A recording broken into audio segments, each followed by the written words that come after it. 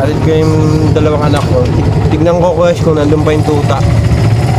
Sana nandun pa yung aso. Hindi ko alam kung aso o tuta pa yun, pero malaki na rin eh. Bike pa naman. Wala eh, natatakot kami kaninang hawakan eh. Baka makagat yung anak ko eh. Pero kung makikita ko siya ngayon, tatalihan ko sa leeg. Tapos tatali ko sa loob ng tricycle ko. Kasi idadaling ko dun sa aming Piole. Dun kasi siya eh. Makapag-alagala lang yung kawawa naman. Nakapunta na siya naman. Papunta na ng yan no. Eastwood. Ang layo ng inirating niya. Sumunod sa amin. Hindi na masagasaan kami. Hindi na ako ng dalawang nilagang para may almusal.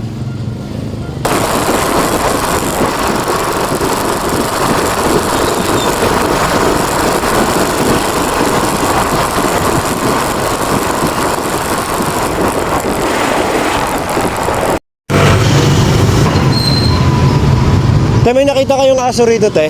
Yung kaninang madaling, parang mga ano pa lang, mga alas 6 ng umaga. Yung may orange na mahabol kasi sa amin kanina. Ay, wala. Dito banda, Ano naiwan. lang, parang puti. Oo, yung puti. Kulay. Nasaan na? Maliit pa? Oo. Dumiretso, te? Hanggang doon, sa taas? Dito kasi ako. Pero kanina nakita mo, te? Hindi namin kasi maano kanina, may dalo may sakay. Dumiretso raw, guys. Sana nandun pa. Pag wala, sana may kumampo na lang sa kanya.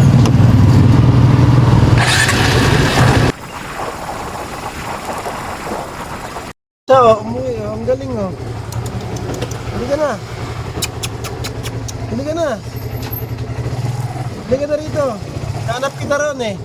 Dito ka lang, sakay ka na. Halika na. O yan na. O yan na siya. Nakauwi na.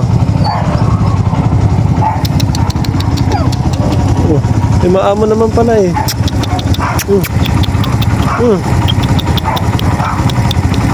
Nakauwi siya. Ang galing. Pinayagan ko na lang siya dito sa tricycle ko. Nasanay na siguro to guys. Dito na siya matutulog lagi. Yan, nanahawakan ko na siya guys, oh. Pero takot din ako, baka kagatin niya ako eh. Ampunin ko na lang to, dito na lang to. Ano kayo papangalan natin sa kanya guys? Bigyan nyo naman siya ng pangalan. Comment below kayo guys. Maraming salamat.